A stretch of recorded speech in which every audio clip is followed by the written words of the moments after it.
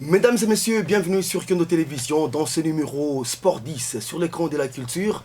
Nous recevons spécialement des invités un par jour. Aujourd'hui spécialement, nous recevons Fac DMS de Francis Molengue, justement un sportif de la République démocratique du Congo. Il s'est baladé en dehors de la République démocratique du Congo, mais aussi justement en Europe où il a passé beaucoup de temps. Écrivain, libre et penseur, sportif, amoureux du football. Il est avec nous sur ces plateaux de la télévision de la culture.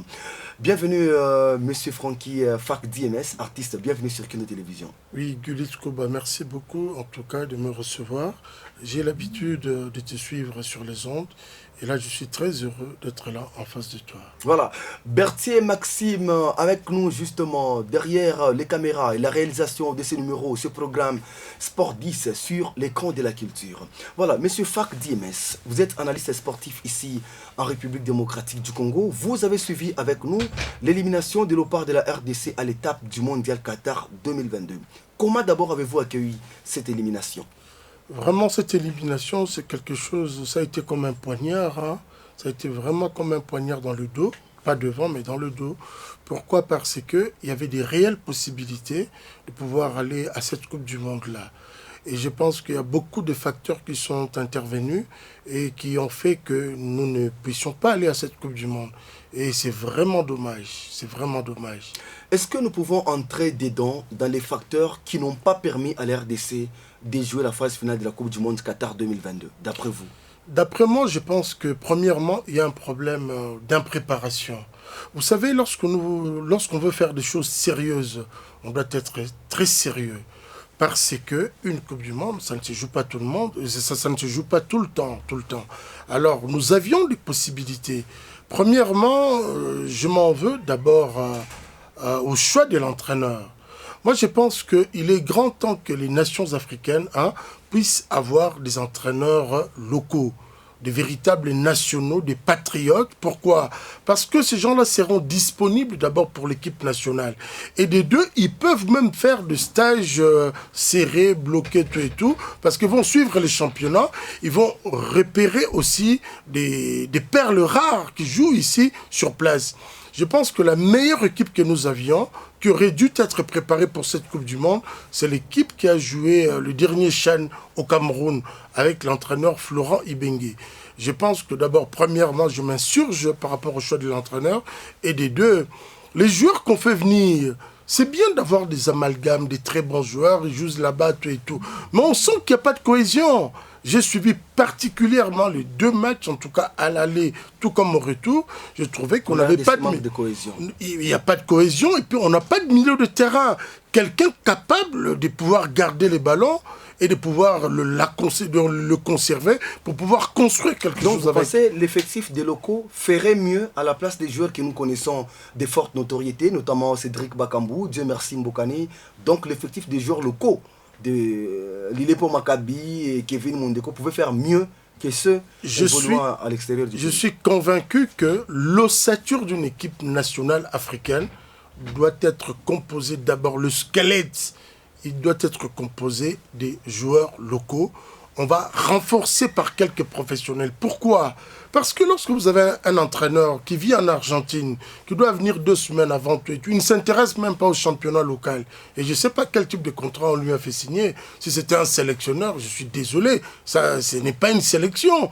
Parce que l'ossature véritable, naturellement, doit être faite des joueurs locaux.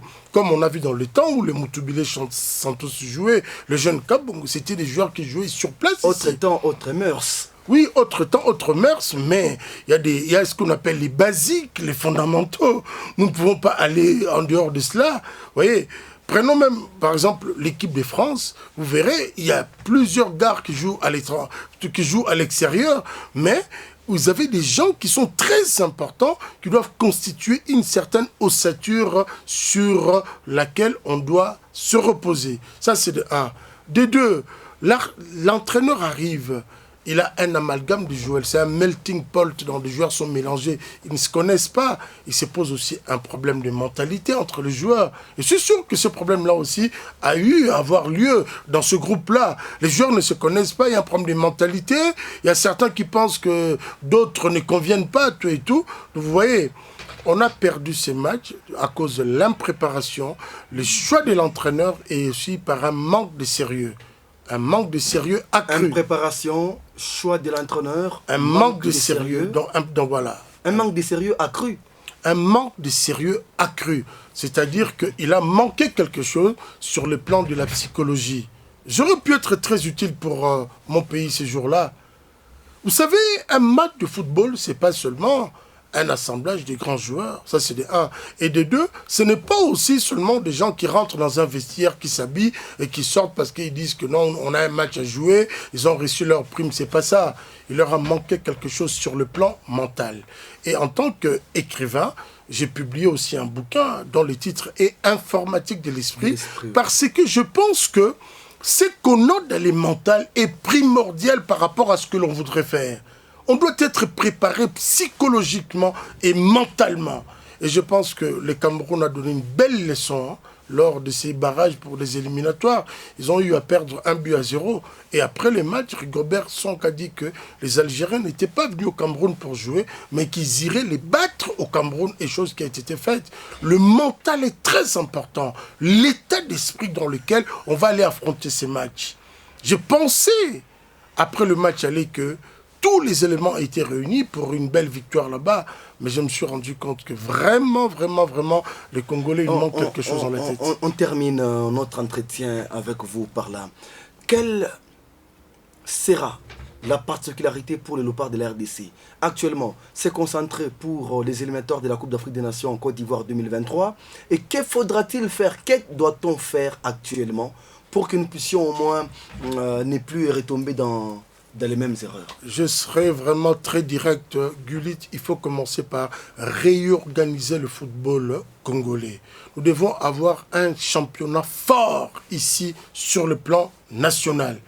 Et l'équipe nationale, son ossature doit être basée des joueurs locaux. On va renforcer par quelques professionnels. Je voudrais aller encore un peu plus loin. J'aimerais apporter une petite contribution à la FIFA. Je trouvais qu'il y a eu une injustice. Nous avions joué notre match aller ici à Kinshasa avec 25 000 spectateurs. Regardez comment est-ce que le stade de Casablanca était rempli. Je pense que comme c'était des barrages, pour moi, un seul match suffisait. La FIFA et la CAF devaient se mettre d'accord, choisir 5 stades en Afrique. On amène autant de spectateurs pour chaque pays, on joue les matchs en aller simple. Parce que là, je pense que quelque part, on a été défavorisé sur le plan de la balance. Un stade archi-comble avec 25 000 spectateurs. Donc déjà, le public marocain était déjà un atout pour que le Maroc aille à la Coupe du Monde. Voilà. C'est ce que je voulais rajouter. Donc, désormais, que les barrages puissent jouer, ça c'est votre proposition? Un seul match dans un stade. On choisit 5 bons stades en Afrique, il y en a. Et puis, on amène le même nombre de spectateurs. On joue les matchs en aller simple. Donc, un seul match suffit. Je pense que là, ce sera aussi une très belle fête du football. Monsieur Francky Molengue sur Kendo Télévision, nous vous disons merci de votre grande participation dans Sport 10 avec de la bonne matière sur l'écran de la culture. En tout cas, merci beaucoup. Tout le plaisir était pour moi. Un immense plaisir. Et on ne manquera pas de revenir, s'il le faut. On vous reçoit très prochainement pour d'autres phases décisives de la Ligue des Champions, de la Coupe de la Confédération sur Kyondo Radio et Télévision. Berthier Maxime était avec nous derrière les caméras pour les différentes prises de vue et surtout la réalisation de ces programmes. On se fixe rendez-vous très prochainement sur la télévision de la culture. Bye bye.